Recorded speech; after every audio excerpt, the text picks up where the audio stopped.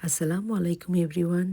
ঈদের আয়োজনে যত ধরনের ডেজার্ট আইটেমই রাখেন না কেন, সেমাই ছাড়া যেন ঈদ অসম্পূর্ণই হয়ে যায়। তাই আসছে ঈদে আপনি করতে পারেন অথেন্টিক রেসিপিতে শিরখোরমা। এইভাবে শিরখোরমা তৈরি করে যাকেই খাওয়াবেন, সে এক বাক্যে বলবে, এমন সেমাই কখনো খায়নি। আজ শেয়ার করব ক্যারামেল ছাড়া রাজকীয় স্বাদের ঐতিহ্যবাহী শিরখোরমা তৈরির গোপন রেসিপি। আশা করছি ভালো লাগবে।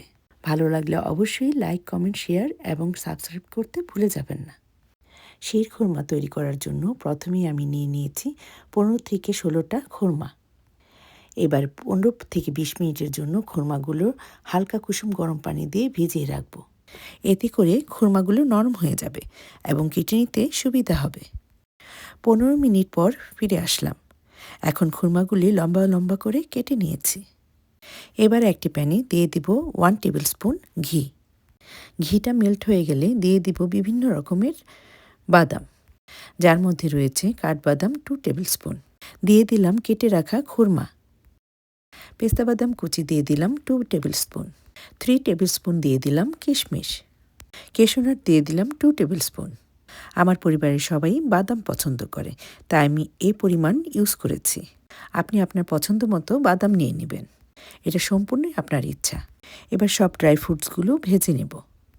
চুলার হিটটা মিডিয়াম টু লো এর মাঝামাঝি রেখে। চুলার আঁচটা না বাড়ানোই ভালো। এবার ড্রাই ফ্রুটসগুলো ভাজা হয়ে গেলে অন্য একটি পাত্রে নামিয়ে নেব।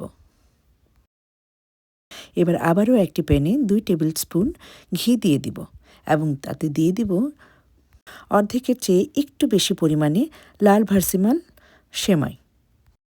সেমাইগুলো আমি হাতের সাহায্যে ভেঙে ছোট ছোট করে দিয়েছি। এবার সেমাইগুলো ঘিতে ভেজে নিব, যতক্ষণ না পর্যন্ত সেমাই থেকে ঘিয়ে ভাজা একটা ফ্লেভার চলে আসে। উল্টিয়ে পাল্টিয়ে সুন্দরভাবে ভাজতে থাকবো। যখনই দেখব পছন্দ মতো একটা কালার এসেছে, তখনই এটা নামিয়ে অন্য একটি পাত্রে রেখে দিব। এবার আরেকটি প্যানে দিয়ে দিব 2 লিটার পরিমাণ মিল্ক।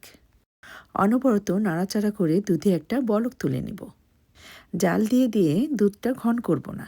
ঠিক এই পর্যায়ে দিয়ে দিব গুঁড়া করে রাখা 1/4 টিস্পুন এলাচ গুঁড়া। এখানে আপনি আস্ত এলাচ গুঁড়াও ইউজ করতে পারেন। দিয়ে দিব ফুটন্ত দুধে 1 কাপ পরিমাণ কনডেন্স মিল্ক।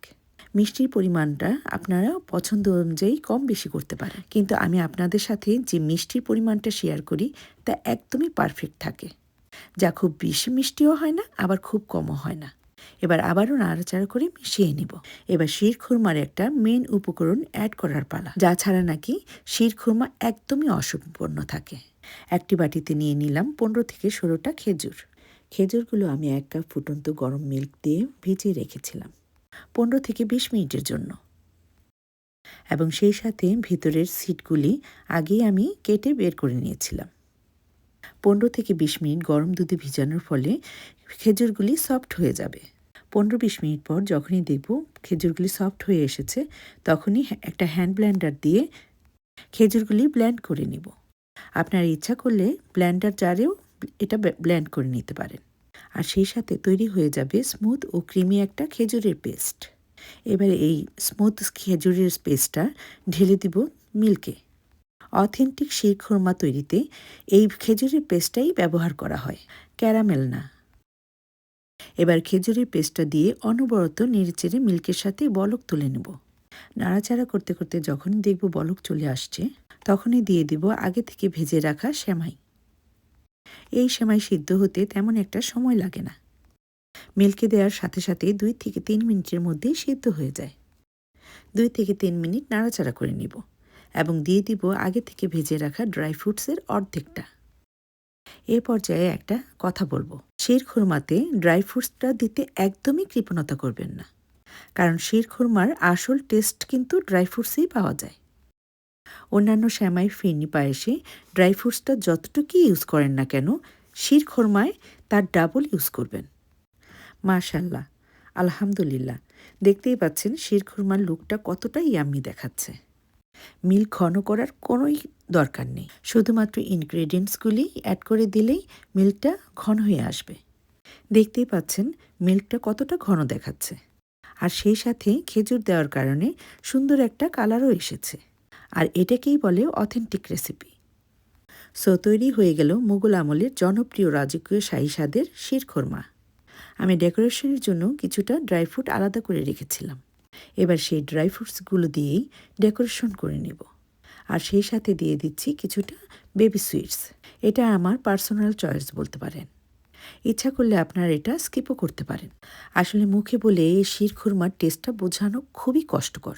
এই রেসিপি ফলো করে শিরখুরমা তৈরি করুন এবং কমেন্ট করে জানাবেন কেমন হয়েছিল আপনার শিরখুরমার স্বাদ। ভিডিওটি ভালো লাগলে অবশ্যই একটি লাইক দিবেন এবং সাবস্ক্রাইব করে আমার পাশেই থাকবেন। আর যারা অলরেডি এই কাজটি করে ফেলেছেন তাদের জানাই অসংখ্য শুভকামনা।